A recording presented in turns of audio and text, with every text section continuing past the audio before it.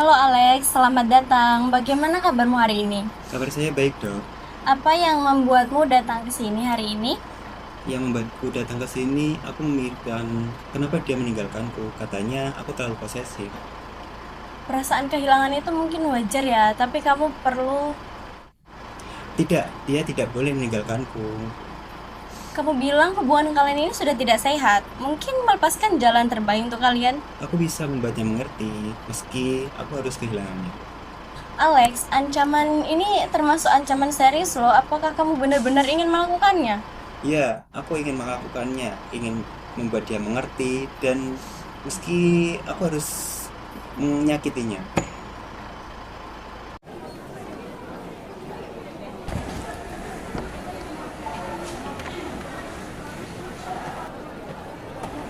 Permisi Pak, Baik, selamat siang. selamat siang, silakan duduk. Ada yang bisa kami bantu? Pak, saya adalah seorang terapis dari salah satu klien. Nah, klien saya ini ingin mengancam membunuh mantan pacarnya bernama Tiara. Saya khawatir dia benar-benar melakukannya. Oke, kalau boleh tahu untuk biodata dari klien Anda, saya sebutkan namanya. Namanya Alex, dia umur 25 tahun. Oke, umur 25 tahun. Ya. Oke, laporan Anda kami terima. Untuk selanjutnya kami akan menindaklanjuti terkait terduga pelaku ini. Selanjutnya akan kami kabari lagi. Terima kasih. Terima kasih, Pak. Ya. Atas nama saudara Alex, Ya, saya sendiri. Gini, kami menerima laporan bahwa Anda akan melakukan percobaan pembunuhan terhadap mantan pacar Anda. Apakah itu benar? Saya hanya stres, saya tidak niat melakukan apa-apa. Saya bersumpah. Oke. Dari jawaban Anda, kami belum bisa menemukan titik terang dan bukti bahwa Anda memang benar-benar tidak akan melakukan percobaan tersebut. Tapi untuk mendalami hal ini, kami akan tetap melakukan pengawasan kepada Anda. Anda bersedia? Ya, saya. Terima kasih untuk kehadirannya. Farfa, tau gak sih? Kenapa? Aku loh dideketin tau sama anak fakultas sebelah. Oh, yang fakultas teknik gitu. Iya, Oh, teriak dulu gak sih? Kok bisa deket? Jadi tuh ya Far, 2 bulan yang lalu aku tuh dideketin sama yang namanya Yuda, yang biasanya kalau pagi pakai motor hitam Oh, gitu yang loh. hitam-hitam. Ya ampun, sumpah, dia ganteng banget sih. Terus gimana sih? Alex itu. Kan Kok dia Alex? masih sayang sama kamu. Kok Alex sih, Far? Lah aku udah putus sama dia tuh terlalu mengekang aku, Far. Aku gak suka. Tapi kan dia masih sayang sama kamu. Udahlah, gak usah bahas-bahas Alex lagi. Gimana kabarmu? Ya kabarku baik aja sih. Emang kabar kamu sendiri gimana? Kabarku juga baik. Terus gimana? Apakah udah ada pengganti? Kok masih ngomongin itu? Pastinya udah ada dong. Orang kamu aja kayak gitu ke aku.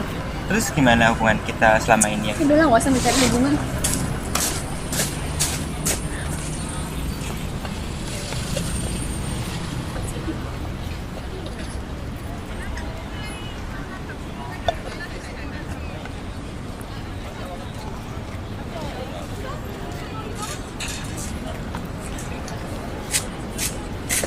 Masih mau bahasin yang tadi? Enggak.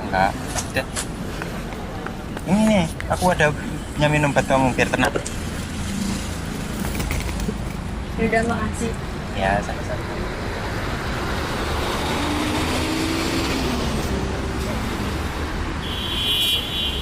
Ya udah deh, aku mau balik dulu. Ya udah, terserah. Pulang Ya. aja sana. Sampai jumpa.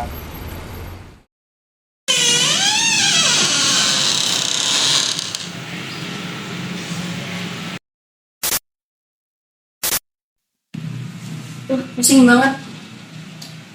Masih apa ya dia tadi ya?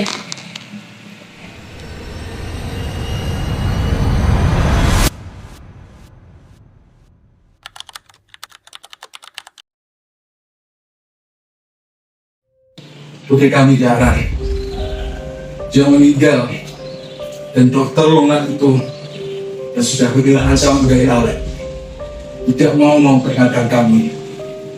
Bukti menunjukkan bahwa ancaman tersebut serius, bahwa peringatan kepada korban mungkin dapat mencegah target.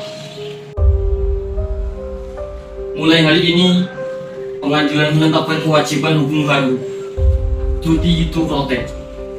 Seorang terapis wajib mengambil langkah yang wajar untuk melindungi korban potensial, meskipun harus mengesampingkan kerahasiaan pasien. Seandainya aku melakukan lebih banyak.